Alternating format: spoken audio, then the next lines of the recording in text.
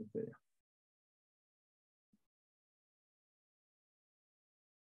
Ahora, aparentemente habían algunas dificultades. Ya, ya. Me dicen por el interno que podemos iniciar.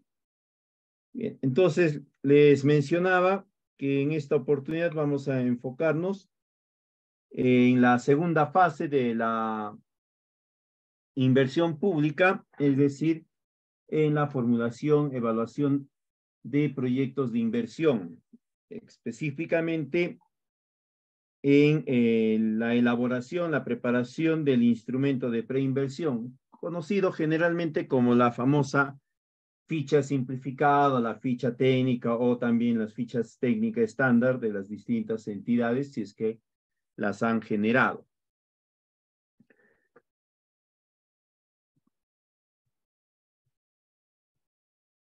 A ver.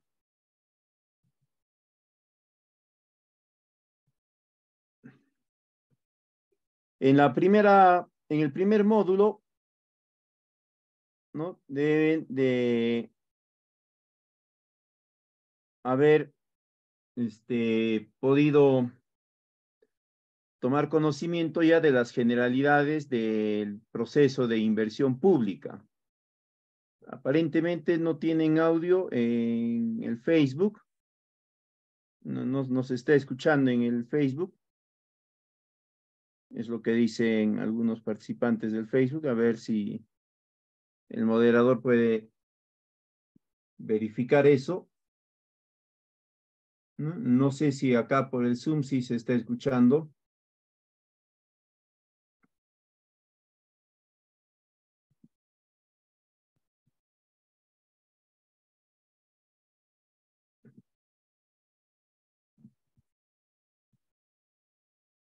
A ver.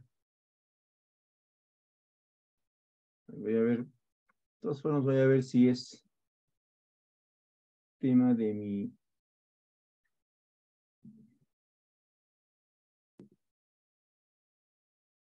micro. No, el mío está bien. Está todo volumen, el mío.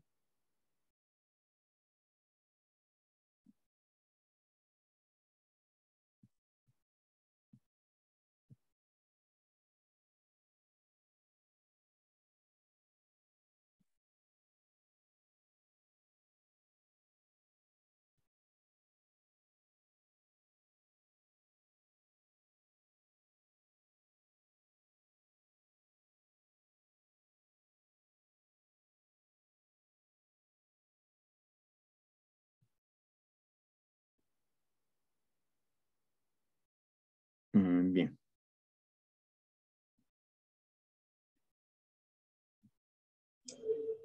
A ver, un ratito vamos a esperar. Hay unas dificultades técnicas.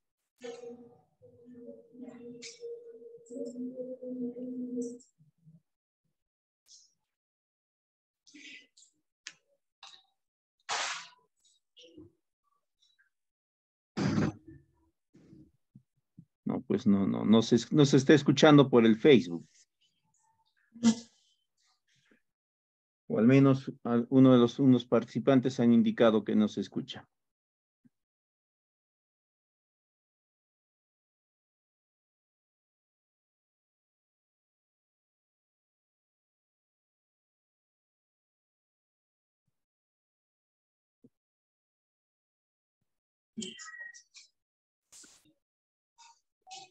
A ver, mientras solucionan el problema, ya vamos a ir haciendo algunos comentarios.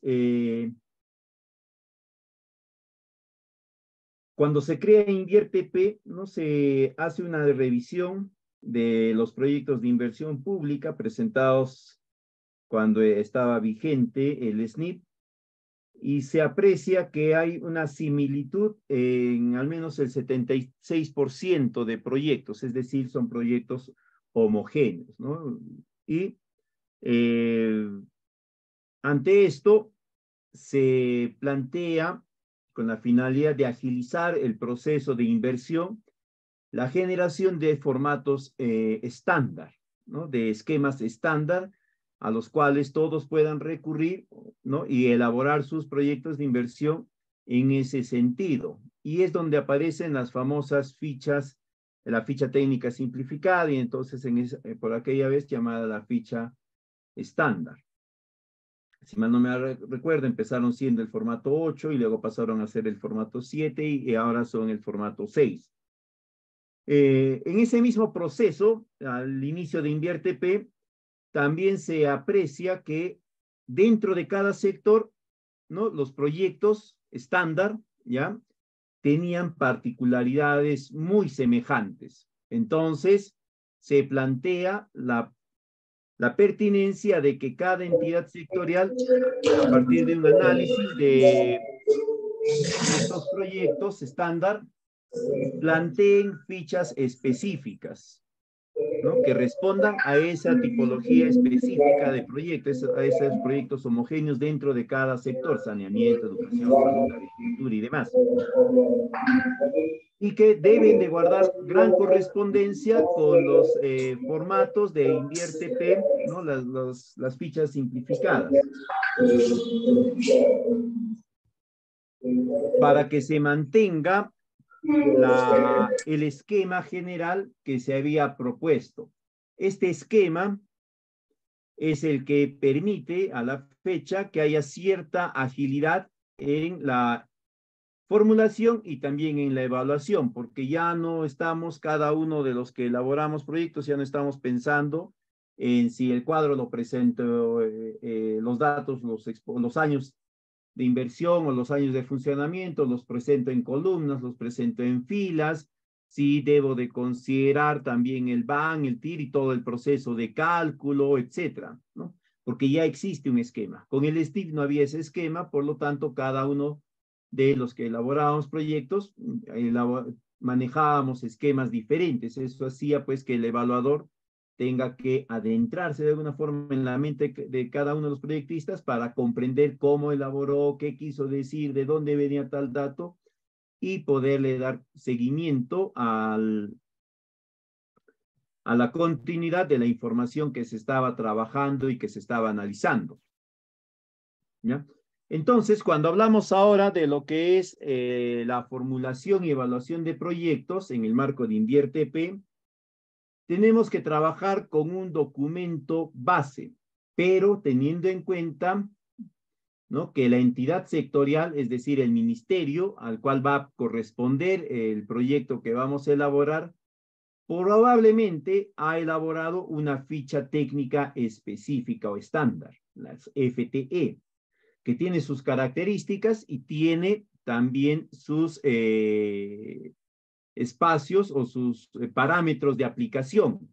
No es de que el sector saneamiento elaboró una ficha y esa se utiliza para todos los casos, no. Hay algunos criterios que tienen que cumplirse para poderse utilizar esa ficha. Si no se cumplen esos criterios, lo que va a corresponder es utilizar las fichas planteadas por InviérteP. Bien. Bueno, creo que el audio en la página de Facebook no se ha podido mejorar. Espero que lo puedan solucionar. No podemos seguir nosotros retrasándonos porque vamos a afectarnos. A ver, ya. Van a tener cuidado con sus audios, ¿ya? Por favor, para no interrumpir.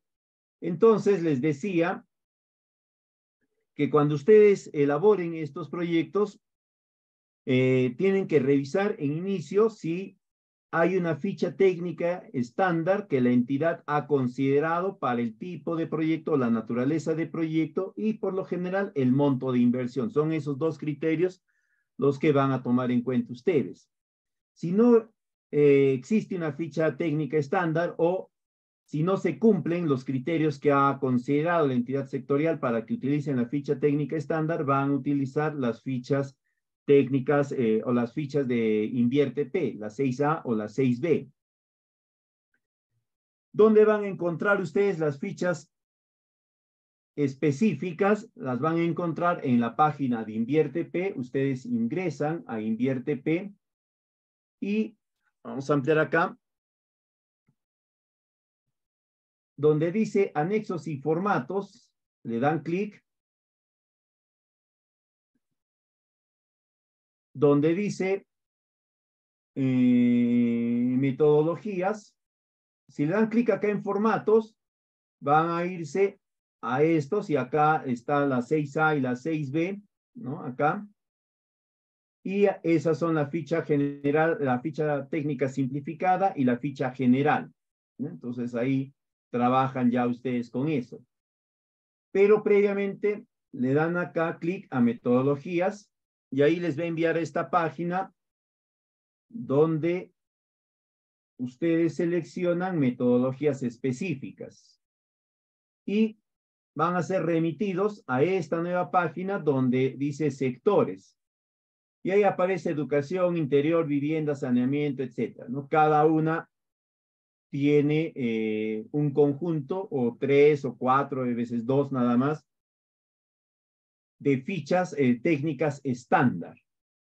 ¿Ya? Entonces, primero revisan, por ejemplo, van a construir, van a hacer un proyecto en el sector educación, primero revisan acá. Acá tienen 2 fichas, la estándar para mejoramiento, ampliación o recuperación de los servicios de educación inicial, primaria y secundaria, sector inicial. Y la otra, la ficha técnica simplificada para proyectos de inversión, recuperación, ampliación y mejoramiento y ampliación de instituciones educativas de nivel inicial. Presten atención a la denominación que tiene acá. Dice ficha técnica estándar para, y acá están 3 naturalezas.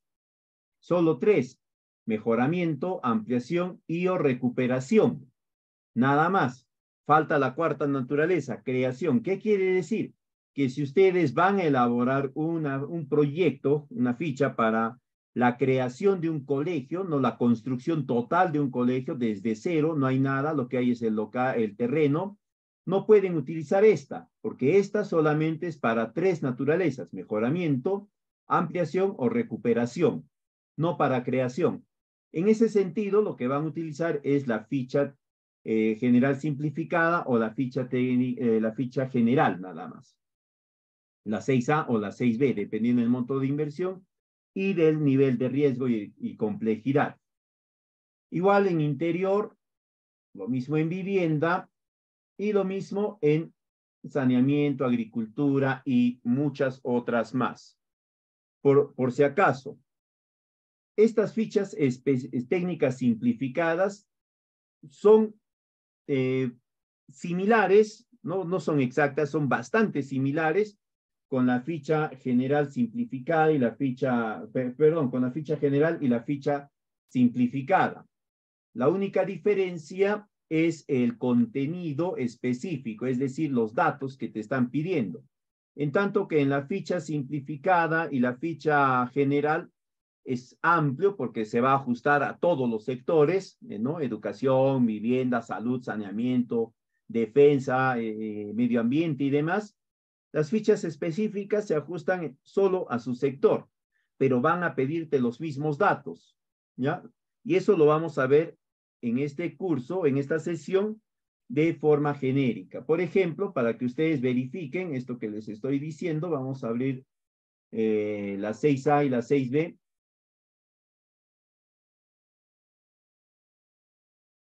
Esta es la 6A, ¿ya? La ficha simplificada.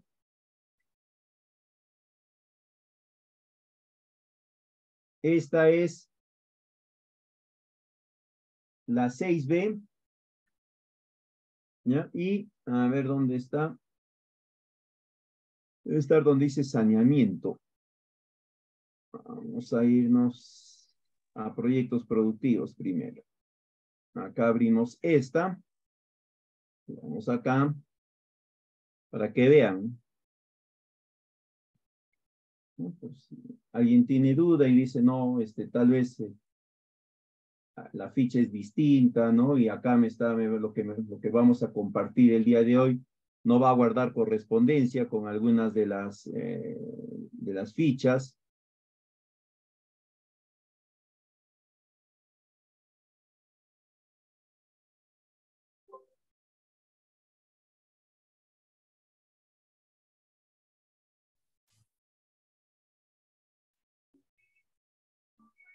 Este es de saneamiento básico rural,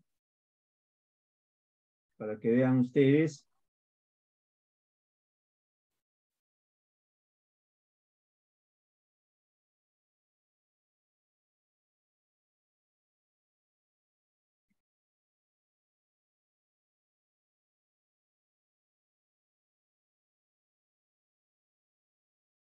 Este es de saneamiento básico urbano.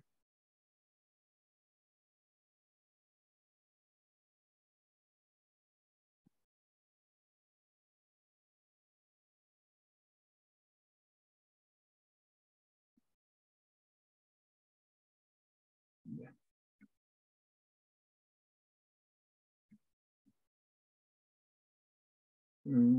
Este es la 6A, este debe ser la 6B. Ah, está, la 6B. Listo. Entonces, esta de acá es la 6A. Vamos a adelantar esto, ya está aquí, que ya estamos en este punto, ya vamos a aprovechar. Esta de acá es la 6A. Ahora sí. Esta de acá es la 6A y esta de acá es la 6B, ¿no? La ficha general. La que tiene o la que va a demandar algo más de información. ¿Cuáles son los datos adicionales que te solicitan en este 6B que no te solicitan en la 6A, que es la simplificada? Es esto de acá de involucrados, ¿no? Esto de acá de, ¿dónde está? De marco lógico, ¿no? Pero además de eso, ya en el interno, cuando ustedes puedan descargarlas y puedan revisarlas, en la ficha general te piden algunos ítems más de información frente a la ficha simplificada, ¿ya? Ahora, esto vamos a ponerlo acá. Entonces, las entidades sectoriales lo que han hecho es preparar sus fichas específicas o sus fichas estándar, ¿ya? Para que se adecúen bastante al mismo contenido que tiene la ficha general, la 6B. ¿No? Tiene área de estudio, tratamiento, diagnóstico, diagnóstico de la población, demanda, oferta, alternativa. Tiene marco lógico, acá, que tiene la 6B y no tiene la 6A. ¿No? Acá está el marco lógico. Acá no se va a considerar, o se considera también lo que es involucrados, horizonte de evaluación, todo lo mismo, pero está dentro de estas secciones, ¿ya? Está dentro, no porque no aparezca acá, por ejemplo, acá dice problemas y objetivos, dice en la 6, acá en la 6B, ¿no? En este espacio. ¿No? Acá dice problemas y objetivos, y acá no aparece, ¿no? En la de saneamiento urbano no aparece, en el saneamiento rural tampoco aparece, pero eso no quiere decir que no exista, no esté, sino que está incorporada dentro de estas secciones, ¿ya? Dentro de estas está considerada.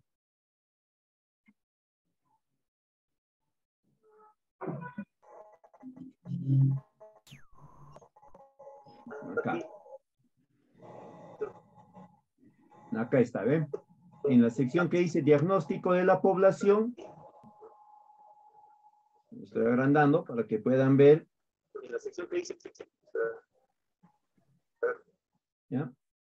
Acá dice problema, causas y efectos, ¿no? Esto de acá está acá. Problema. Son iguales, son bastante iguales, tanto la ficha general como las fichas estándar de las diferentes entidades.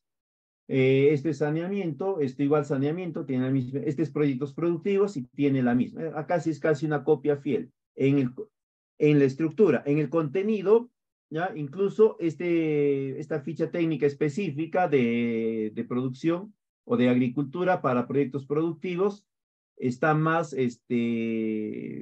digamos, está más, ¿cómo les digo? Estructurada para escoger ciertas opciones, nada más ya. No te permite escoger una amplitud de opciones porque se entiende que el sector ha analizado y ha visto que son estas causas las que tienen que estar, si no, no se aplica esta ficha, se tendría que pasar a la simplificada o a la general, y también son estas las posibles soluciones, son estas las posibles acciones, y son estos los posibles activos estratégicos que puedas utilizar, ¿no? Eso lo van a encontrar ustedes en este anexo, como les mencioné acá. En cada una de ellas hay un instructivo. Acá está el instructivo de la ficha general de riegos parcelarios, ¿no? Si hablamos de saneamiento, lo que estábamos viendo anteriormente, acá está la ficha de saneamiento urbano y rural, y acá está su instructivo de cada uno de ellos, ¿no? Y está la planilla electrónica que ustedes la pueden descargar de InvierteP, y con eso ya pueden trabajar, ¿ya? Entonces ya lo van a ver. Ahora, lo otro es que sí o sí, ya, deseen o no deseen, tienen que revisar de forma obligatoria este documento que les voy a hacer llegar a través de la escuela. Este es la guía general para la identificación, formulación y evaluación de proyectos de inversión de InvierteP. ¿Ya? Ahí están detallado qué tipo de aspectos, consideraciones, características tiene cada una de las secciones y cada una de las subsecciones de la ficha en el proceso de elaboración de estos instrumentos. Eso mismo se aplica a todos los sectores, a todas las fichas estándar de cada sector también, con sus obvias particularidades. ¿Ya? Esas particularidades las van a encontrar ustedes en el instructivo. En esos instructivos que hemos visto, ahí están. Pero ese instructivo es más preciso, ¿no? Este de acá es más amplio. Entonces, sí o sí, yo les recomiendo que tengan este documento y lo revisen para que puedan tener claro una serie de aspectos a más detalle. En esta oportunidad, en este módulo del diplomado, yo les voy a ir explicando algunas características más resaltantes de estos temas. Como todos saben, hay tres fases o tres etapas en la formulación y evaluación. La identificación, la formulación y la evaluación. Y se tienen que desarrollar en ese orden. No se puede alterar el orden, porque los proyectos de inversión pública se centran no necesariamente, y ahí hay un error, hay veces, en los indicadores de rentabilidad que podamos encontrar, sino se centran en la planificación estratégica que nosotros hemos hecho de la inversión, que cuando está bien realizada, esa planificación estratégica que está bien realizada, ¿no? Se va a traducir en los indicadores de rentabilidad auspiciosos o que justifican la intervención. Entonces, la recomendación siempre va a ser que ustedes procedan a la generación de estos instrumentos de preinversión, las fichas, ¿no? En el orden que se ha establecido en cada una de ellas. Por algo están secuenciados. Por algo dice 1, 2, 3, 10, 14, hasta el 20, 25, etc. ¿No? La primera etapa va a ser la identificación. En esta etapa, como claramente se puede entender,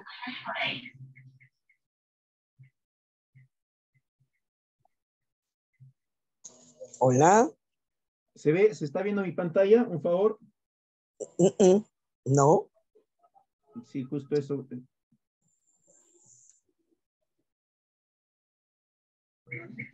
No. A ver, vamos a cerrar esto. Tal vez esto se ha quedado.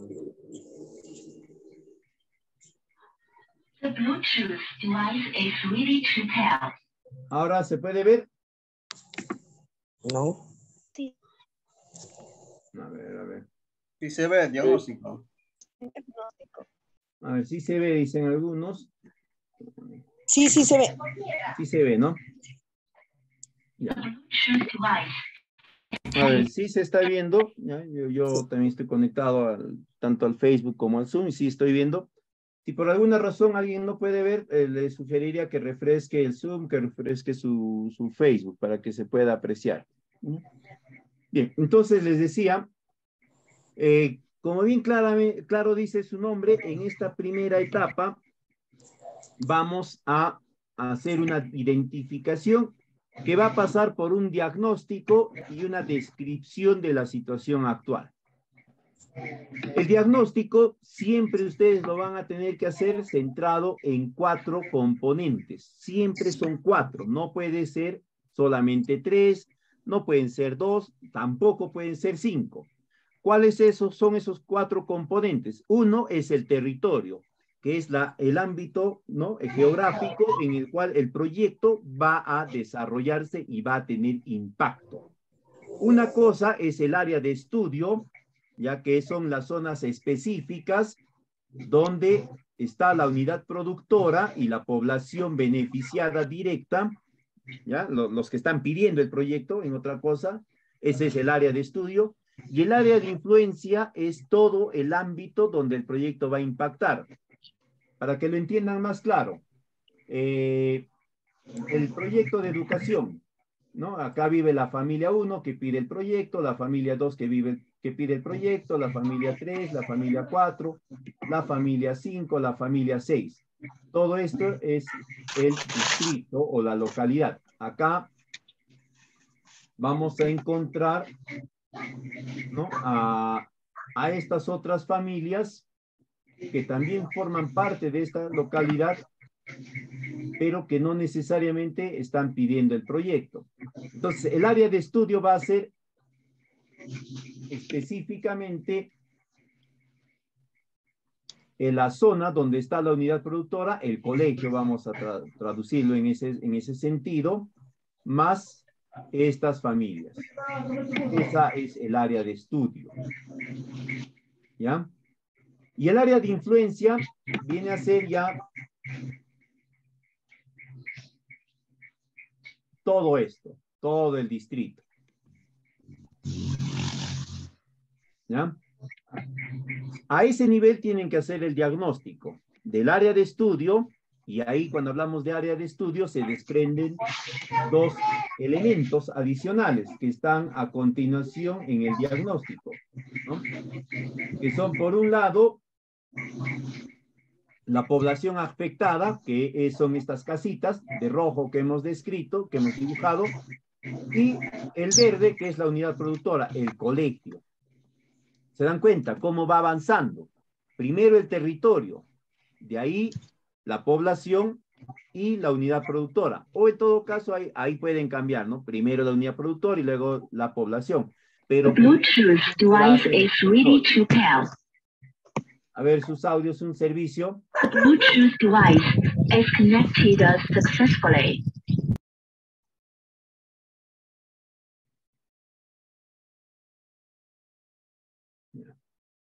Entonces, les decía, primero el territorio, área de estudio, área de influencia, de ahí pasan a la población afectada. La población afectada son los que te están pidiendo el proyecto. Es Pedro, Juan, Margarita, Pancracia, Ataulfo, Atahualpa y todos los habidos y por haber que están pidiendo el proyecto. Individuales. Ojo, es individual. ¿Ya? Les voy a explicar luego por qué acá se considera individual y más adelante se va a considerar como familia. Y luego está la unidad productora. La unidad productora viene a ser el conjunto de bienes y servicios que va a brindar el servicio, valga la redundancia. Para que quede claro, el servicio de salud que brinda el Estado, ese servicio de salud necesita 3 elementos. El primero, ¿no?, la infraestructura, la posta médica, el hospital, como querramos llamarlo. Entonces acá vamos a tener, ¿no?, el servicio de salud. Requiere primero la posta médica, que es la infraestructura. Pero además de la infraestructura, ¿no?, porque la posta médica no puede brindar el servicio, la construcción sola no hace nada, necesita el equipamiento. Pero equipamiento y infraestructura solas no resuelven el problema. Puedes tener un hospital de última generación con equipos de última generación, pero no hay quien lo opere. No se puede brindar el servicio. El tercer elemento del servicio va a ser el servicio propiamente dicho o las capacidades, el personal. El personal que va a ofrecer el servicio, es decir, que va a gestionar la infraestructura y el equipo, o el personal o el personal que lo va a mantener. En saneamiento es generalmente el personal que lo va a mantener, ¿no? Llámese juntas administradoras de servicio, UGMs o los operadores de servicio. Esos tres elementos que van a permitir que se brinde el servicio de salud se conocen como la unidad productora. Esa es la unidad productora. Entonces, cuando se va a describir la unidad productora, se va a describir a la infraestructura, cómo está, antigua, moderna, cuidada, descuidada, qué características tiene, con qué servicios cuenta. Cuando se va a describir también esta unidad productora, se describe el equipamiento. Tiene equipos, están obsoletos, operativos, se mantienen, no se mantienen, qué elementos o qué evidencias tangibles pueden ustedes encontrar de ese mantenimiento. No es solamente que sí, yo fui al colegio o a la planta de agua potable, ¿no? Y me dijeron que sí la mantenían. Y acá está, pues, que sí mantenían. Tiene que haber un documento, una certificación, un informe, una revisión, un aval, o que fuese. Solamente así se va a poder admitir que ese equipo o esa infraestructura está siendo mantenida. Y eso va a ser importante porque más adelante, cuando veamos costos, ahí vamos a ver cómo de esta información que va a salir acá, se va a trasladar a ese momento, y de ese momento vamos a obtener nosotros nuestros indicadores de rentabilidad. Y por último, las capacidades. Las capacidades están orientadas al servicio propiamente brindado, ¿no? Si se están desarrollando, en el caso de proyectos productivos, si se están desarrollando visitas de asistencia técnica, capacitaciones, entrenamientos, divulgación de información, acceso a mercados, todo eso. En el caso de saneamiento, ¿no? Sí se está haciendo un seguimiento de las capacidades o del manejo que las JASES desenvuelven sobre el sistema de agua potable y los sistemas de saneamiento básico, ¿no? Las UBS que tienen ellos en gestión, en administración. Y por último, ¿no? Cuando ya hemos diagnosticado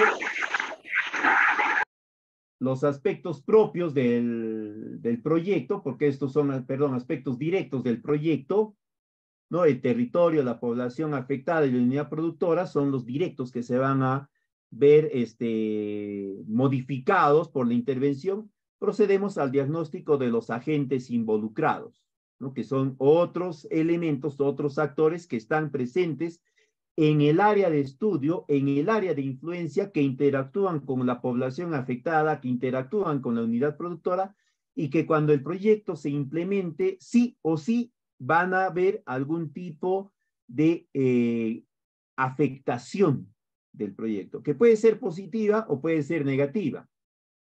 Cuando es negativa, no necesariamente es un efecto generado en un sentido de perjuicio. Es un efecto que se va a dar sí o sí porque el proyecto se está implementando. Se puede considerar alguna acción para que este agente involucrado, que se va a ver afectado, no pueda verse tan seriamente afectado, ¿no? Y se le pueda generar algún evento, alguna situación específica que lo ayude a afrontar mejor este nuevo esquema que se está planteando. Por ejemplo, en proyectos productivos, ¿ya? Ahí se presentan bastante estos agentes que se van a ver afectados, ¿no? Si se va a trabajar con unos productores de la cadena de café, café orgánico, digamos, o café con certificación Global Gap, ¿no? Y hay otro grupo de productores de cacao, ¿no? Que también le venden a la misma empresa que le vende el café. Ellos van a ser agentes y otros agentes afectados negativamente, porque yo soy el que le compro el café a los productores que se van a beneficiar del proyecto, y como estos a través del proyecto van a poder acceder a esta certificación Global Gap, ¿no? yo voy a decir, oye, a los de cacao, le voy a decir, mira, los cafeteros ahora me están vendiendo su café con certificación Global Gap. Tú también tienes que empezarme a vender así, pues, compañero, ¿no? Porque yo tengo que buscar también calidad. Si ellos pueden, tú también tienes que poder. Ellos se van a ver afectados porque van a tener que acceder, ¿no? O enviar su producto con esa certificación. De lo contrario, el mercado, yo los voy a castigar. Entonces, el proyecto tiene que considerar eso también. Además de todo esto, ya no deben de olvidar ustedes que tienen que tomar en cuenta el análisis de riesgo ante desastres y cambio climático transversalmente al territorio, a la población afectada y a la unidad productora. Esto que están viendo acá, que dice ADRCC, perdón, ADRCC, lo van a hacer para el territorio, para la unidad productora y para la población afectada. ¿Ya? En algunos esquemas, ¿ya? En algunos esquemas está establecido ya cuáles son esos riesgos de desastres y de cambio climático, ¿no? Por ejemplo, en esta ficha de proyectos productivos, acá, donde dice área de estudio, están estos peligros, ¿no? De riesgo y cambio climático, ¿no? Inundaciones, movimientos de masa, lluvias intensas, heladas, nevadas, friaje, etc. Entonces ya ustedes, a medida que vayan interactuando cada vez más con InvierTP y las fichas, se van a ir dando cuenta que hay algunos esquemas de fichas donde ya hay información, ¿no? Que InvierTP también la considera y que ustedes de ahí nada más pueden tomarla para poder trasladarla a sus instrumentos que están elaborando, que están preparando. Esto está referido a cómo van a proceder, ¿no? Lo que les estaba explicando anteriormente. Ya ustedes lo van a tener y van a poder visualizarlo ya en la tranquilidad de sus hogares. Acá es importante. Uno de los factores que va a determinar la complejidad del proyecto es la información que ustedes van a requerir. Si la información se puede encontrar en encuestas, en otros estudios, en censos, ya el proyecto no va a requerir más allá de la ficha. Si el proyecto, además de ello, tampoco va a necesitar más de 3 estudios adicionales, ¿no? Especiales, el proyecto tampoco va a ser de complejidad. Cuando se dice de complejidad, en otras palabras, se está indicando que ya no se va a poder utilizar la ficha, sino lo que corresponde es utilizar el perfil. Y el perfil te lo indica la entidad sectorial. En cuanto a la población afectada, ¿no? La población afectada, como ya hemos dicho, son los pobladores, las personas individuales que te están solicitando el proyecto, porque desean acceder a un servicio, desean mejorar ese servicio o mejorar las condiciones en las cuales acceden al servicio. Por ejemplo, puede existir una comunidad que tiene ya su servicio de agua potable, pero lo han construido ellos mismos hace 20, 30 años, su sistema de cloración es inexistente, no hay sistema de cloración, ¿no? Y ellos quieren mejorar la calidad del servicio. Ya tienen acceso al servicio, pero no responde a los estándares de calidad. Ellos también son población afectada. Y tienen que considerar ustedes estas características al momento de hacer el diagnóstico. Y luego transversal a lo que decíamos anteriormente, ¿no? Si están expuestas a riesgos. Acá, pero básicamente es la población en conjunto, ¿no? Ahí es donde ya empieza a verse algo del área de estudio, o el área de influencia, perdón, el área de estudio y el área de influencia. En cuanto a la unidad productora, ¿ya? Acá ya les he explicado qué es la unidad productora. Tienen que ver acá su capacidad real que tiene al momento del diagnóstico de ofrecer el servicio, si es que lo están ofreciendo, ¿no? lo ofrece oportunamente, en un momento que ya no es necesario, de calidad apropiada, de baja calidad, de forma integral, de forma parcial, no lo ofrece. El servicio está conducido por personal que no necesariamente está calificado, o también puede ser que el servicio se brinde sin contar con el instrumental, es decir, equipos apropiados, ¿no? Por ejemplo, en proyectos productivos se da el caso que se desarrolla asistencia técnica con lupas que los mismos extensionistas consiguen o en algunos casos ya pues datan de hace muchos años, ¿no? Porque la entidad no les facilita. O sea, hay, obviamente, como se puede apreciar o como se puede entender, hay deficiencias en la calidad del servicio, ¿no? Eso ustedes van a tener que ver. Pero además de eso, cuando ustedes hagan el diagnóstico de la unidad productora, tienen que considerar siempre si se puede optimizar el servicio que están brindando sin la participación del proyecto. ¿Qué quiere decir eso? Inge, a ver, explique que no entiendo.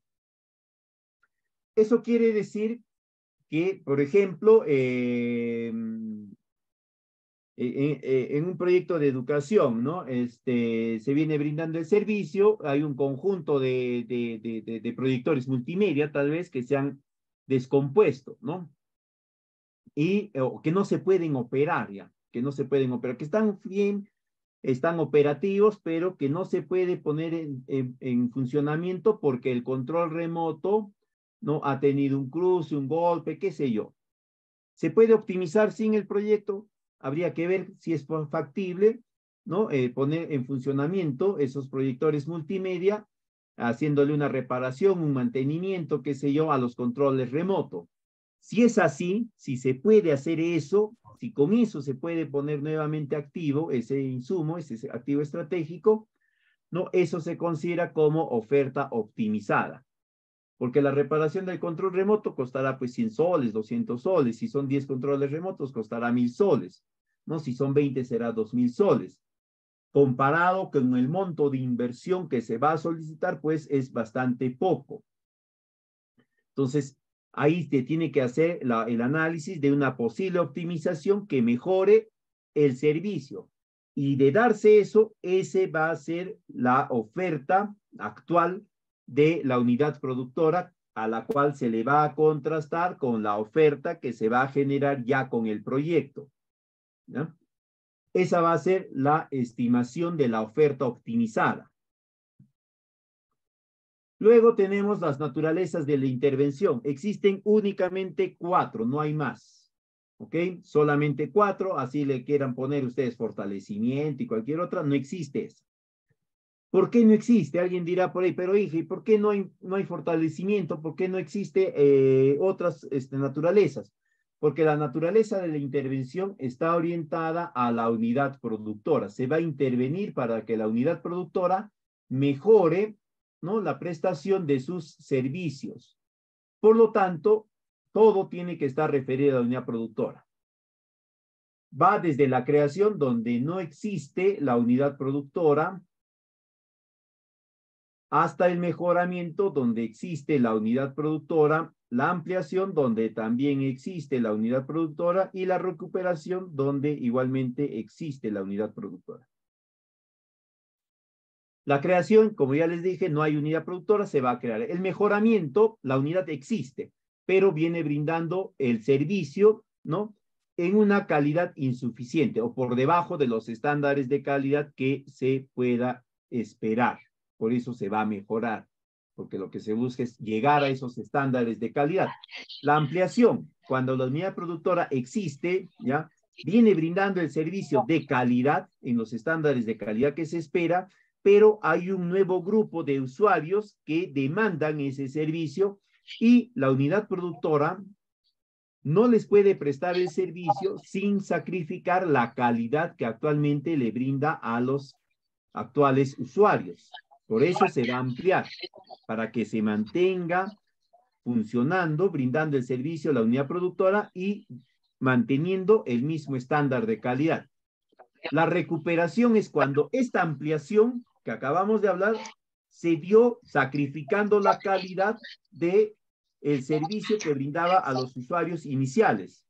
La unidad productora hizo el esfuerzo, ¿no? Y ahora ya no les brinda la misma calidad de servicio a los usuarios antiguos, porque parte de eso lo está derivando a brindar un servicio a los nuevos usuarios. Se requiere recuperar la calidad. Para eso se requiere un proyecto de inversión. ¿Qué más? ¿Qué más acá? Ya, me estaba olvidando. La otra característica es que todos estos de acá van a atender un problema y sus causas. No una causa, sino varias causas. ¿Ya? Entonces, si el problema está referido a única causa, no es PIB. Por ejemplo, tenemos un sistema de saneamiento y se malograron las bombas, ¿no? Porque el sistema es de impulsión por bombeo. Se malograron las bombas. El problema, imposibilidad o no se puede brindar el servicio, imposibilidad de brindar el servicio, ¿no? La causa, las bombas se malograron. Esa es la única causa. Eso no es un PIB. No puede ser PIB. Eso es un IOAR. Porque se repone nada más esos motores y solucionado. En cambio, el PIB es más complejo, ¿no? El problema está vinculado a varias causas. Por eso es un problema, porque tiene varias causas. Y el PIB va a buscar resolver todas esas causas identificadas que se encuentren en la capacidad del sector o en la correspondencia del sector. En cuanto a la denominación del proyecto, siempre está la naturaleza de la inversión, cualquiera de las causas, de las 4 naturalezas que hemos visto. El objeto de la intervención, es decir, cuál es el servicio que se va a buscar atender, ¿ya? Servicio educativo, servicio de salud, servicio de saneamiento, servicio de apoyo productivo, servicio de infraestructura de riego, lo que fuese. Luego, la localidad tiene que ser precisa, no es simplemente en el distrito A, provincia B, región C. No, tiene que ser anexo, tal. Si son varios anexos, se ponen los nombres de todos los anexos. Anexo 1, 2, 3, etc. Distrito A, B, C, D, E, F, provincia S, T, V, W, región Z. Tiene que ser así, bien concreto, ¿ya? Porque recuerden ustedes, el proyecto viene a ser un conjunto de acciones organizadas, secuenciadas, que va a brindar solución a un problema, pero circunscrito a un territorio específico y en un periodo de tiempo también determinado. En cuanto a las tareas para la elaboración, ya. Una vez que hemos diagnosticado, ¿no? El territorio, etcétera, vamos a proceder a atender el diagnóstico de la oferta de la unidad productora. ¿Qué servicio viene brindando? ¿Lo brinda apropiadamente en términos de tiempo, en términos de personal, en términos de equipamiento? ¿Ya? Eso se tiene que visualizar. Ahí, como ya les dije, van a considerar además la oferta optimizada, con un pequeño desembolso, con un pequeño esfuerzo, que no demande una inversión del Estado. Se puede mejorar la prestación de servicios, sí o no. No necesariamente eso se va a dar siempre, ¿ya? No necesariamente. En algunos casos, si se da, se considera la oferta optimizada. Si no se da, se trabaja con la oferta que se ha definido. Luego se proyecta la oferta. Siempre en proyectos de inversión pública, la proyección tiene que ser mínimamente de 10 años. En saneamiento es 10 años.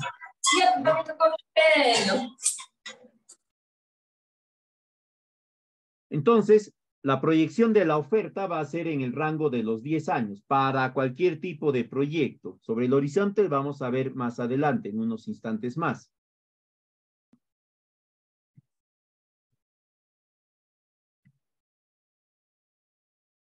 En cuanto al diagnóstico de la unidad productora, van a considerar estos factores de producción. Estos mismos factores de producción que ustedes están viendo acá son los factores de producción que se va a utilizar para los costos. ¿Por qué? ¿Por qué son los mismos? Porque lo que buscas es brindarle a la unidad productora, a esta de acá, las capacidades para poder brindar el servicio. Entonces se entiende que esas capacidades van a estar relacionadas a estos factores. Estos son todos los factores que se consideran en INVIERTE-P, ¿ya? No hay ninguno otro. Y lo que sí van a encontrar ustedes es alguna relación que existe entre la naturaleza de la acción y el factor de producción. ¿Cómo van a determinar ustedes la naturaleza de la acción? Básicamente del resultado de la causa, de las causas. Eso lo vamos a ver en unos instantes. Al momento de realizar este diagnóstico de la unidad productora, tienen que definir ustedes cuáles son los activos estratégicos. ¿A qué se denomina un activo estratégico? Es aquel bien o servicio sin el cual el servicio del proyecto no se va a poder prestar, ¿no? Por ejemplo, cuando hablábamos de saneamiento y de las bombas, ¿no? Esas bombas son un activo estratégico porque fallan esas bombas y el servicio se suspende. No es de que, fallaron las bombas y pongo a 100 de los beneficiarios, a 100 de los usuarios de la HAS a mover pedales y con eso se genera la fuerza suficiente para hacer el bombeo. No, no es así. Esos son los activos estratégicos y ustedes tienen que identificarlos claramente en el diagnóstico de la unidad productora porque luego estos activos estratégicos van a ser considerados en la inversión en etapa de funcionamiento para que el Estado sea el que los reponga y no se tenga que pedir un IOAR o peor, que no se tenga que solicitar donación o que los beneficiarios hagan el esfuerzo por poder reponerlo, o mucho peor, que el servicio se termine suspendiendo. Acá hay una representación de la unidad productora, ¿no?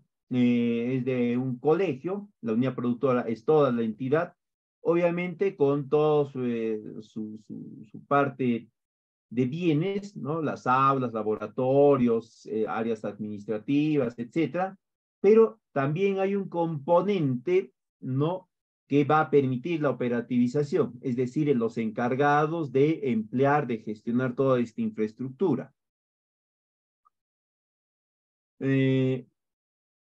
No, esto es más o menos lo que les estaba mencionando, ¿no?, de cómo se provee el servicio, ¿no?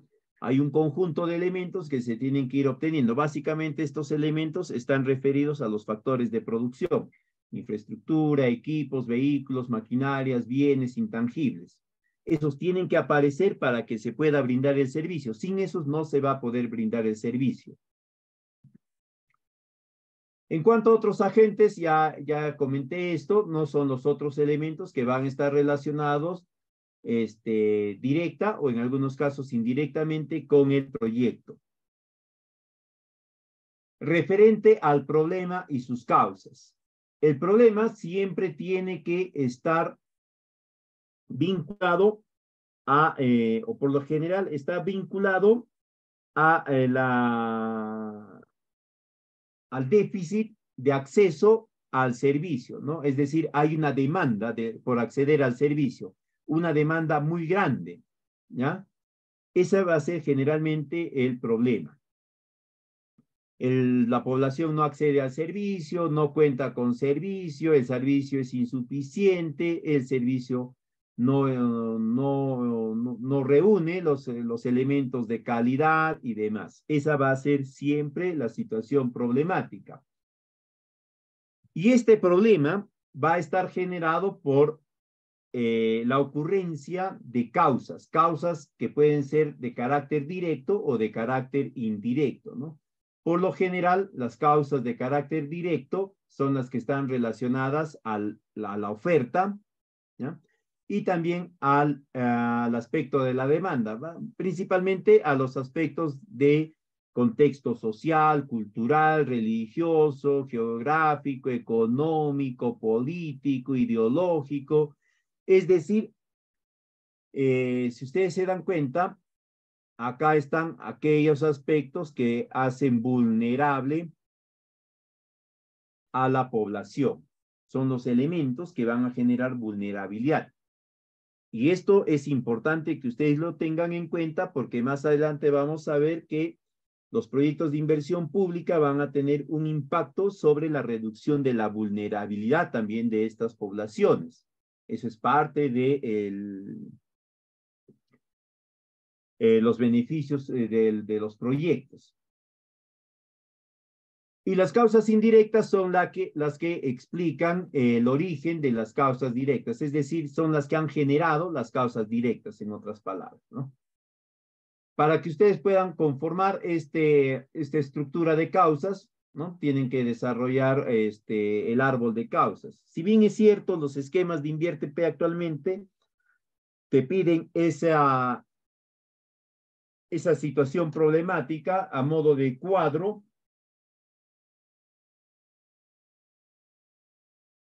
así como está acá. Acá, ¿ven? Está en forma de cuadro, ¿no?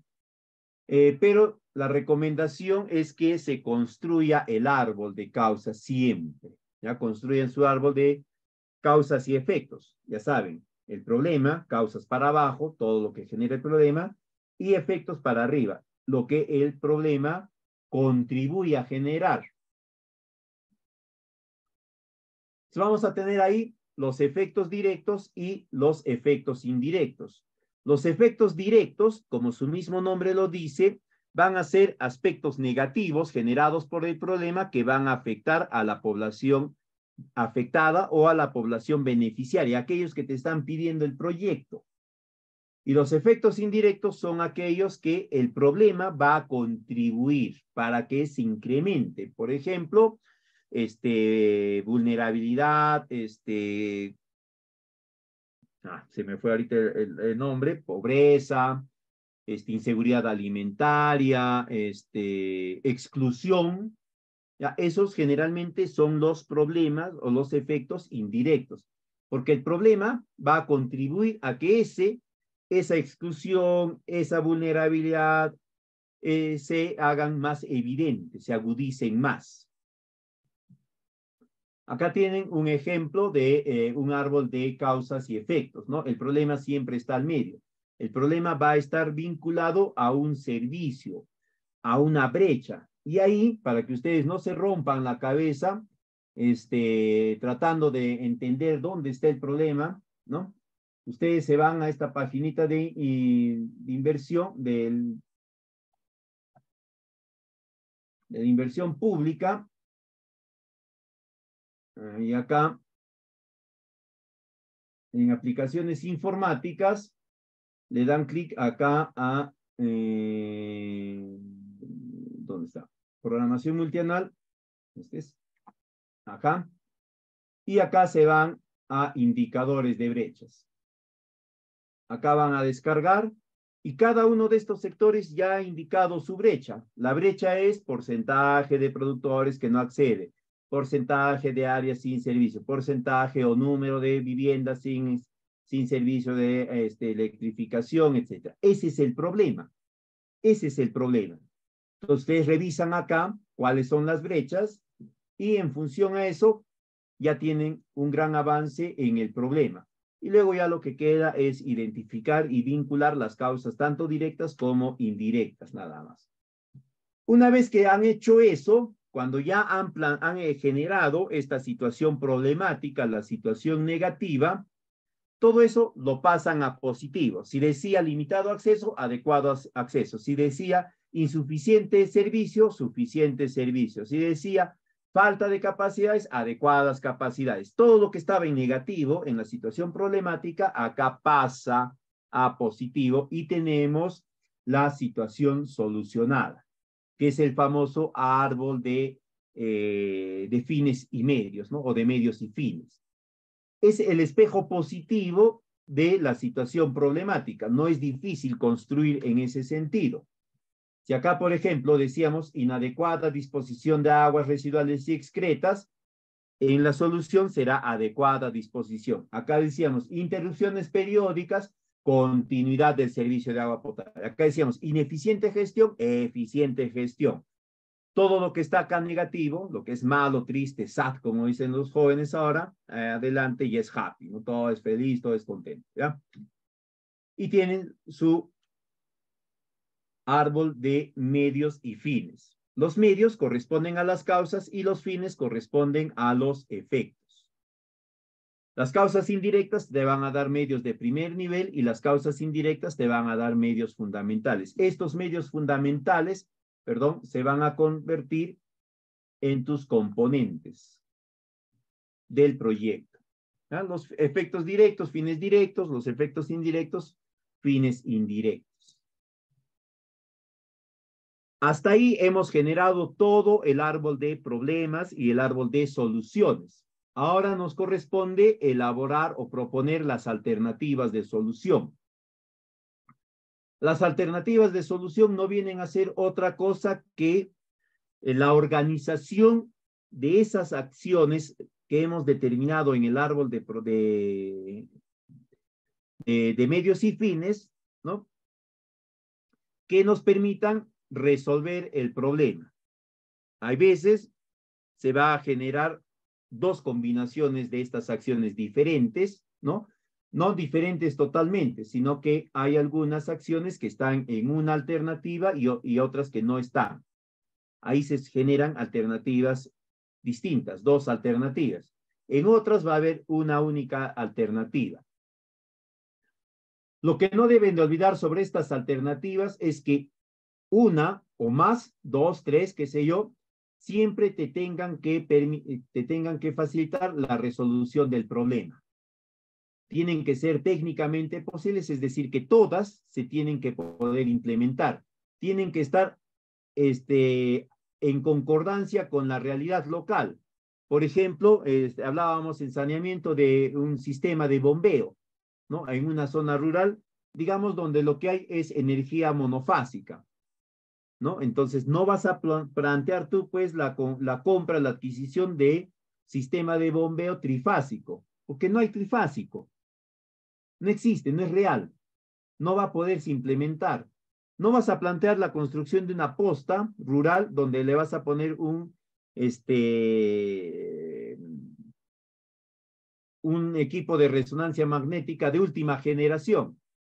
Sería demasiada inversión para poderse mantener, porque costaría tanto que el personal que lo va a manipular es tan especializado que terminaría cobrando muy caro sus servicios y la población de ese ámbito no estaría en la capacidad de poder cubrir ni siquiera parte de ese costo.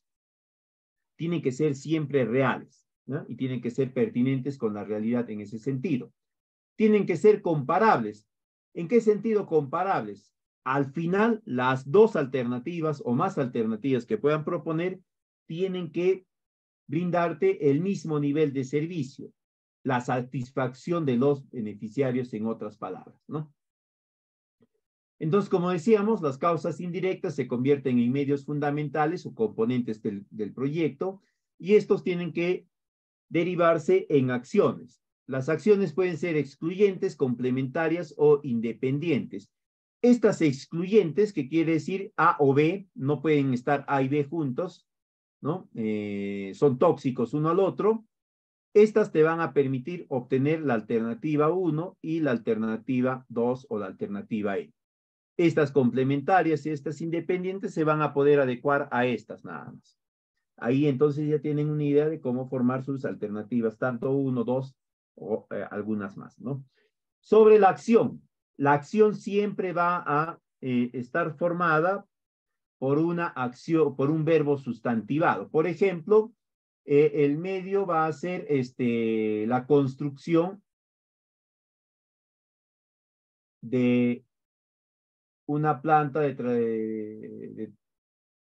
agua potable. Planta de agua potable, ¿ya? Las acciones acá habrá pues la misma infraestructura, el equipamiento, una serie de acciones, ¿no? Por ejemplo, una de las acciones para la construcción va a ser adquirir, ¿no? El sistema de bombeo, digamos. Este adquirir se tiene que convertir en un verbo sustantivado, porque la acción es un acto. No vamos a poner acá adquirir, eso lo convertimos en adquisición. Si es compra, adquisición. Si es construir, construcción. Si es contratar, contratación. Siempre un verbo sustantivado y luego el activo. Adquisición de bombas. contratación de especialista, adquisición de motocicletas, y tiene que tener cierto detalle también, ¿no? Motocicletas de tanto de potencia, ¿no? Especialista en certificación Global Gap. Las alternativas de solución, como ya hemos dicho, tienen que permitirte alcanzar el objetivo. Las dos o las tres o la única que tú hayas podido plantear. Es poco frecuente que te permitan fraccionar un proyecto a menos que el problema sea demasiado complejo y su resolución, ¿no? Esté sujeta a etapas, ¿no? Primero te tiene que hacer esto y luego esto y después esto y ahí recién se soluciona todo el problema. Esos, pero ya pasan a ser también proyectos de inversión pública complejos. Ya no se van a trabajar en el marco de las fichas. Se van a trabajar en marco de perfiles. En cuanto a la formulación, lo primero que van a establecer acá es el horizonte de evaluación. El horizonte de evaluación viene a ser todo el periodo en el cual el proyecto se va a ejecutar y va a estar en operación y mantenimiento o en funcionamiento. La primera fase, que es ejecución, puede tomar desde 1 hasta 3 años. Todo esto se va a conocer como el famoso año 0. ¿Ya? Porque ahí, mientras está en ejecución, el proyecto se va a entender, no está brindando servicios al 100% todavía. ¿Ya? Puede ser de 1 a 3 años, ojo, y se considera como el año 0. Y de ahí tenemos la fase de funcionamiento que va desde el año 1 hasta el año, por lo general, el año 10. Esto es de forma general. Pero hay algunos proyectos como los de saneamiento que tienen 20 años, ¿no? Las plantas de agua potable están construidas o se han generado para que puedan operar bien 20 años. Y alguien me dirá, Inge, pero acá, mire, ve, en saneamiento, compro la bomba y la bomba pues se malogrará o dejará de tener vigencia, ¿no? Al año 7, correcto, va a necesitar ser repuesta en el año 7, más o menos por acá. Más o menos por acá, si es 10 años. Si es 20 años, pues estaremos hablando más o menos por acá. En fin. Para eso van a estar los costos de inversión en fase de funcionamiento, que el Estado va a tener que hacer un nuevo desembolso para comprar nuevas bombas, instalarlas y permitir que la planta siga operando. Eso en el año 7. En el año 14 otro tanto, ¿no? Y ahí se cumple ya el año 20. ¿Qué criterios van a tener en cuenta ustedes para definir el horizonte de evaluación? Si bien es cierto, el horizonte ya está planteado para 10 años, pero pueden darse algunas situaciones específicas, especiales, donde puede variar, ¿no? Uno de los criterios es la vida útil de los activos principales, pero para eso ya el Estado ha generado esto de costos de inversión en fase de funcionamiento. Otro es la obsolescencia tecnológica. El Estado ha previsto que todos los bienes, ¿no? Vehículos y demás adquiridos con dinero del Estado se pierdan vigencia técnica, ¿no? Sean obsoletos tecnológicamente hablando hacia los 5 años. Justificadamente puede prolongarse esto hasta los 10 años. ¿No? Entonces, más o menos en este sentido, fíjense ustedes, toda esta fase de ejecución, que son 2 años, ¿no? En este proyecto de riego, abarca la construcción del sistema de riego, la infraestructura propiamente dicha, el canal, abocatorio y todo lo demás.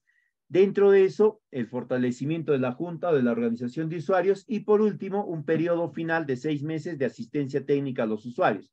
¿Asistencia dirigida a qué? No es asistencia técnica dirigida a que produzcan mejor, sino asistencia técnica dirigido a esto que se ha generado, a la operación y mantenimiento del sistema de riego, de los canales. Y de ahí ya empieza el periodo o la fase de funcionamiento, ¿no? Todo un conjunto de años, 10 años en total.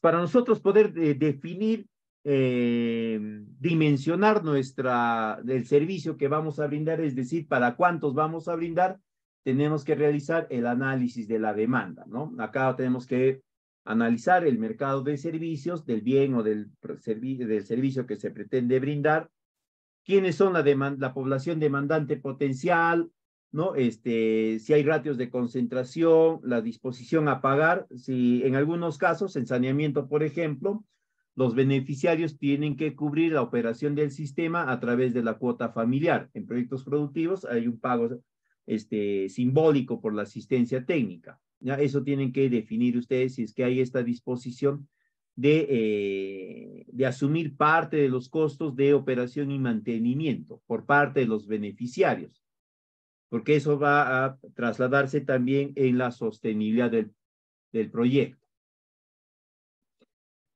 Se hace una estimación de la demanda del servicio del proyecto en la situación sin proyecto, es decir, sin que se modifique o se intervenga. Acá, por lo general, es la misma población demandante del proyecto, es decir, Pedro, más Juan, más Margarita, más Eduardo, más María, ¿no? Individuales, todos los individuales.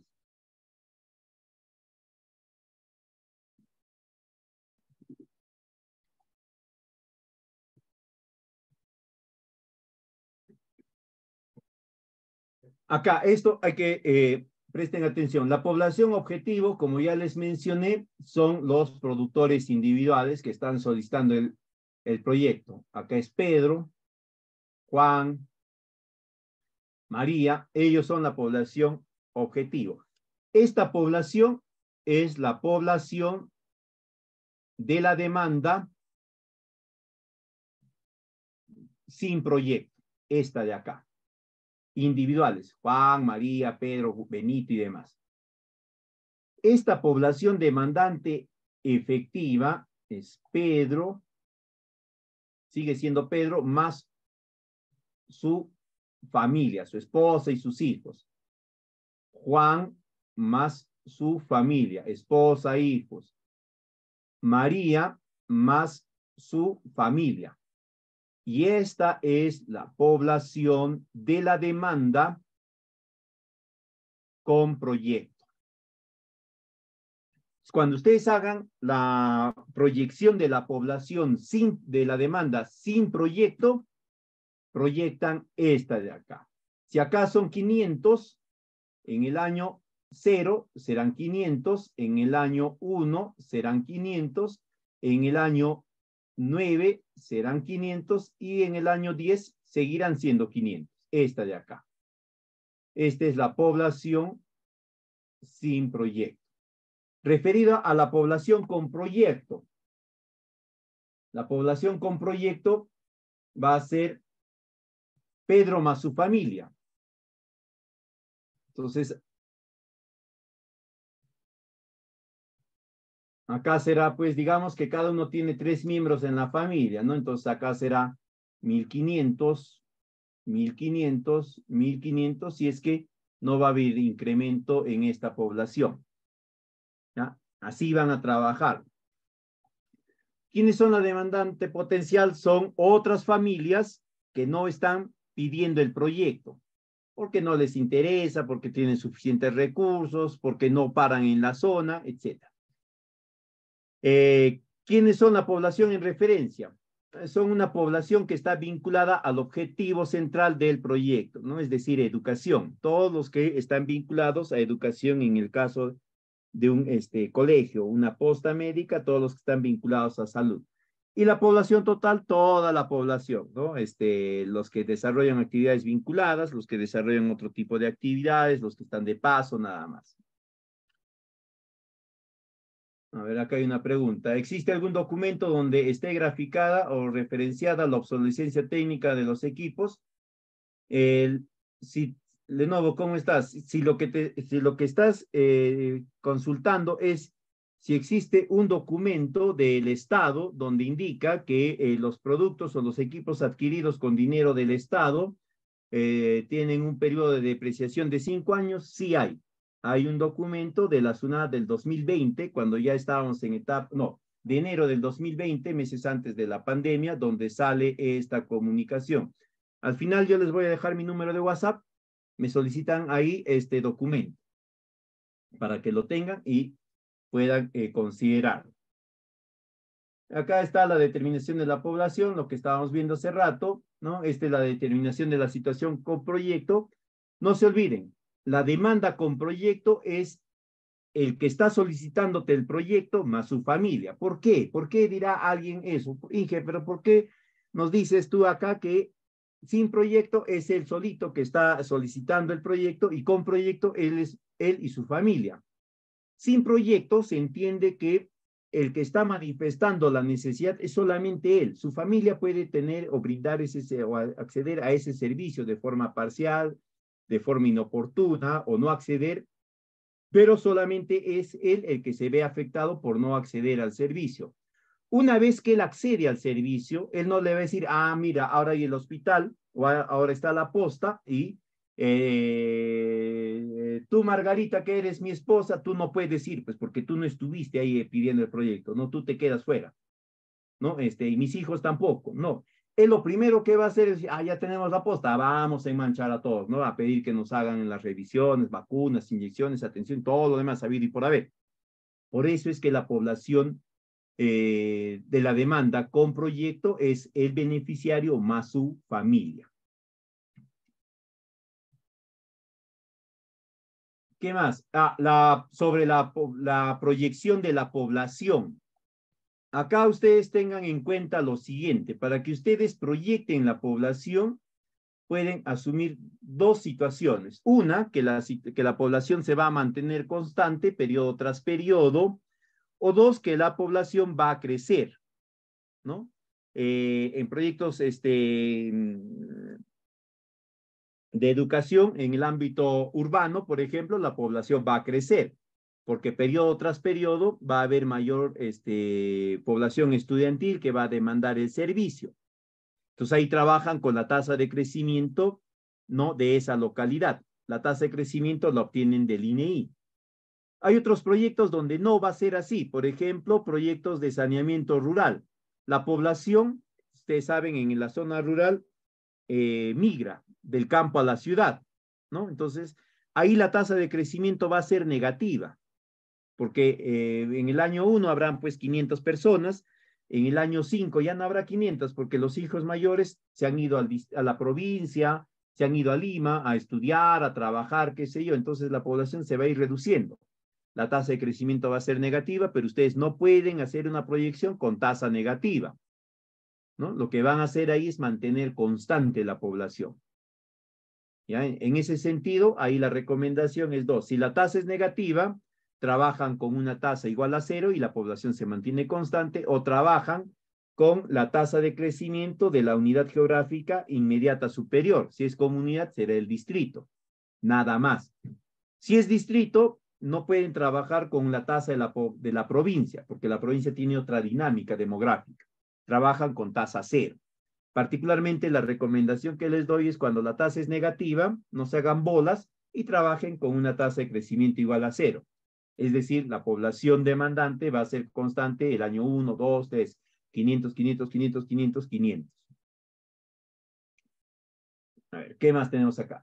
Sobre la oferta y la demanda y la brecha que existe entre ellas.